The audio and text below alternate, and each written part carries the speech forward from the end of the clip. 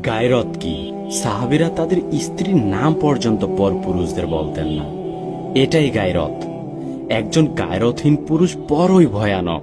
এখনকার সময় পুরুষদের গায়রত থাকবে তো দূরের কথা, তারা তাদের স্ত্রীদের বেপরদা ছবি ফেসবুকে আপলোড দেয়।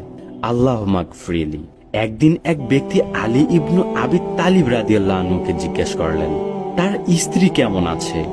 তিনি উত্তরে বলেছিলেন, যদি তোমার রক্ত হালাল হতো তাহলে আমি তরবারি দিয়ে তোমার মাথা কেটে ফেলতাম। মক্কার একটি ঘটনা। মক্কায় এক মুশরিক তার উটকে জবেহ করে দিয়েছিল। তখন তাকে জিজ্ঞেস করা হয়েছিল, আপনি আপনার উটটিকে জবেহ করলেন কেন? আপনার টাকার প্রয়োজন হলে বিক্রি করে দিতে পারতেন। তখন লোকটি বলল, এই উটের উপর দিয়ে আমার পরিবারের মহিলারা চলাফেরা করত, বিক্রি করে দিলে তো এই উটের উপর দিয়ে অন্য পুরুষরা বসবে, এটা আমার কখনোই সহ্য হবে না, তাই এই উট আমি রাখবই না। একজন মুশরিক হওয়ার সত্ত্বেও তার কত গায়রত! আর আমাদের ভাই বোনদের কি একটা দশা! আস্তাগফিরুল্লাহ। গায়রতহীন পুরুষরা সবাই দাইয়ুস।